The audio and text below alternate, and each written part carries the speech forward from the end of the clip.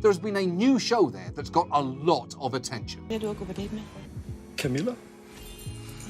This man has a penis so massive and flexible it can save children from danger. Today, we are going to do a top 10 of the most shocking things Connie encountered when she moved to Denmark. Welcome back to the Blended Farm. Divorce and co-parenting. I was shocked about the high rate of divorce in Denmark. How did you learn about them? Well, my kids, when they came home and would talk about their friends, and they would be like, oh, at so-and-so's mom's house, or at so-and-so's dad's house. And then I was like, why do the parents have different homes? Like almost all their friends, kids switch back and forth from, the different homes.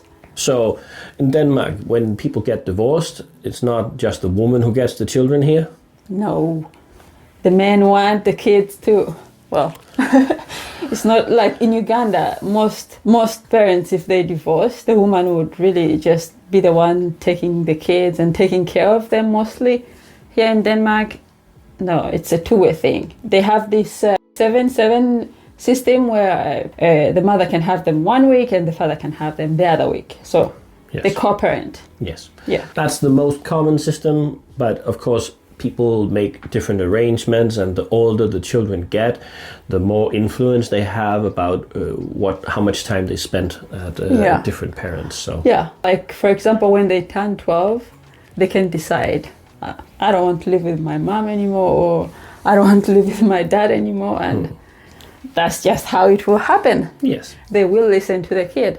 definitely. The courts start listening to the kids when they are 12, I think, and I think when they're 14 or something, then it's like then they take it very serious and almost always do what the child wants. Yeah.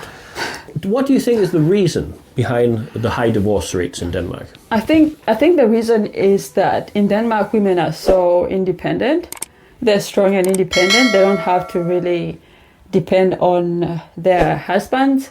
If they're no longer happy in the marriage, they'll just, divorce.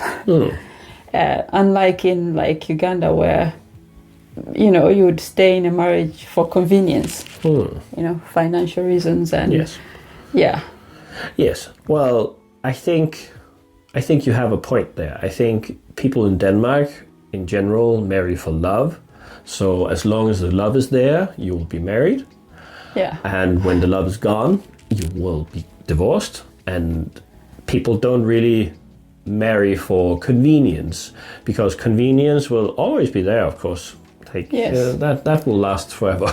Yeah. Another thing that I actually noticed is most of the stories that I've heard is usually the women who initiate the divorce. Yes. And I don't know. Why is that? Well, I think the statistics, it's close to 50-50, but yeah, it's true. The people we are around, we have heard a lot of women who want to get divorced. Definitely. Yeah. It's in our social circle, it's way more women than men. Number 2. The education system. Kids don't start reading and writing until they're like 6 years old. That was shocking to me. I was like, well, they just play in kindergarten. Yeah, well, I think in Denmark we have a lot of emphasis on socializing, both in school, but definitely in børnehave, like daycare. It's very important that the children learn how to be with each other and to behave properly to each other, to resolve conflicts and all those things. So there's a lot of emphasis on that, and they don't start reading really before they start school. And the first year of school is also a lot of other things than just hardcore learning. So as like a new person in Denmark, you're like, is my kid really going to learn anything if, they're just playing in school? Kind of scary, but it's actually surprising how fast they catch up. By the time they're in like 2nd grade, they can read, they can write, they can even write their own story. Yeah. So it's... And we start testing kids too early here in Denmark, right? No, they don't. They don't give grades. They don't give grades until the kids are like We start 13. in 7th. Yeah. And you're like, what? They just keep saying your kid is good in math, your kid is good in English. But where are the results? Is it 50 out of 100 or 100 out of... What is it? No, they're just good. They're very good. They get some tests during the smaller year. Dukti, show me what is Dukti. You know, it's kind of annoying, but... Well, there's no grades until 7th, but there are some national tests once in a while. But I'm not in all subjects. I'm kind of used to it now. I think it's actually good because when you see what the kids can do later on, you're really amazed at how fast they catch up and how, I don't know, just calmly they learn. There's no pressure. Yeah. They're not pressured. They're not punished for well, they're not graded. So you don't feel like like the kids are being pushed. They learn at their own pace. Yeah, that's It's very true. laid back. But it seems to work pretty Yeah. well. Number 3. Yes, they love swearing in Denmark. What? They like using the F word. The kids will use the F word like it's like saying hi.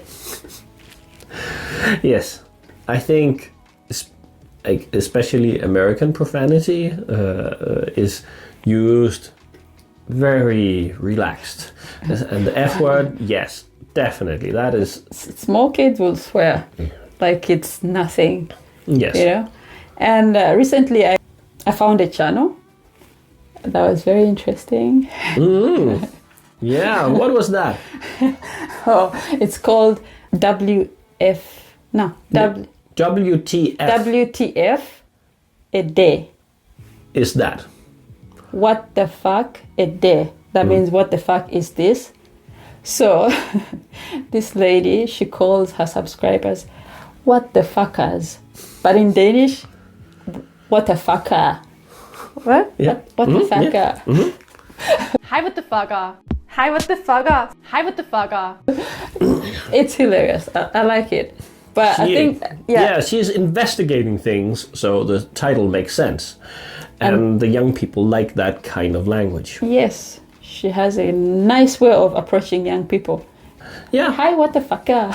Well, it's a nice channel. It's interesting. What was it? Oh, yeah. But I remembered the other day, you told me, Connie has been teaching me words in Uganda. And of course, only profanity. That's all the things she teaches me. So, she says that I use like Luganda profanity like it doesn't, like I don't really care, like it's nothing. Yeah. So maybe those Danish kids, when they're using English profanity, it's because it's not their own language. It doesn't feel the same. Yeah. When I use some of the words that I have learned in Luganda, that are very bad, it doesn't feel like anything for me. You me. don't connect with them, so you just say them. Yeah, like it's nothing. Yeah. But for you, I can see you sometimes get shocked, which is very funny. Which is the whole point, actually. Anyways, they like swearing, so don't be surprised if they say the F word and not really react. No. Yeah. Yes. The number 4 thing that shocked me. Not shocked me. Well, it annoys me. I think that's the best way to say it. They say, is it months?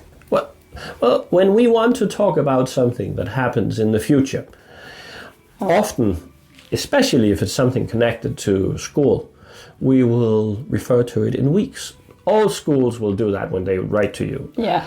The kids, they have a vacation in week 7. They have one in week 42. They have 7, week 9, week 4, week what? Just stop with that week thing. It just plays with my brain. I have to figure out week 7 is what? What is that? But the thing is, the clever thing is, children in Denmark, they every year have a vacation in week number 7. Every year it will be different dates. It's not the same dates because the year changes on a different day. So it's hard. That's the week thing. The week thing is commonly used in Denmark, especially when it's in the education system. And it's very nice. I don't like it.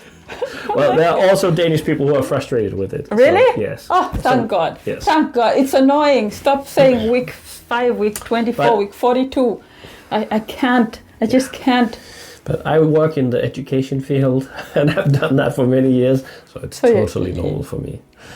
But I can relate to how annoyed she is, because Connie is used to telling time in AM PM. Yes. Which was made up by some person who couldn't count to more than 12. It's very clever. Like, a day has 24 hours.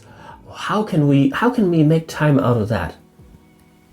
Count to 24? No. Let's count to 12 twice. That's more clever. AM till 12, then PM till midnight. It doesn't work. Well, I do not like that system at all. I still get it confused. Connie has explained to me. I have tried. You still don't get it. But it doesn't make sense. I still don't get the week thing. But why make it hard? It's just, why make the months hard? It's always week number 7, no matter what the dates are. That kind of makes a little sense. It doesn't. But 11 o'clock in the evening, why is that not 23? That's 24 hours in a day. Okay. You get to learn AM, I get to learn weeks. Well, I don't think I've learned anything yet. I don't think I'll ever learn weeks. Number 5. How organized things are in Denmark. You have told me. What is your experience with that? Danish people are very organized. What? Oh my God. They will plan Christmas, New Year, Easter months ahead. Like in October, I remember when we were coming from Crete and you were talking about New Year plans. I was like, that's too late. That is even too late. And remember what I told you? I was trying to find a very nice restaurant we could eat at. They were all fully booked. It's too late. You can't. When was that? Was in October? Yeah, 3 months before. And he was planning for the dinner, New Year's dinner in October. We couldn't get the place we Danish wanted. people can plan Christmas starting from June. They start buying Christmas presents. Yeah, my mom, she sometimes buys during a year. She will keep buying. She will start in January buying small things. Kids will ask, "What are we having for dinner?" While eating dinner, what are we having tomorrow while eating dinner? That is totally normal for me. I was very surprised when Connie thought it was weird, but it's weird. First, eat what you have. Why they're eating already and they're thinking about tomorrow? I'm like, but Jesus. Many homes in Denmark, they will have a weekly plan for food. They will sit down in the weekend, Saturday or Sunday, and then they will make a plan for Monday, Tuesday, Wednesday, Thursday, Friday, Saturday, Sunday, and then they will put it on the fridge so everyone knows this is the plan. When do you live in the moment? When don't you want to be surprised sometimes? Where's the fun? You can switch 2 of them. Ooh, crazy. Oh yeah. Oh, flexibility. If you just switch that order, they will freak out. They will freak out like you just pulled out some body part and put it somewhere else. But it's also because Danish life is very fast-paced. There's a lot of things happening. So if you know what you're having for dinner and you've shopped all the things, sometimes it's too much for me.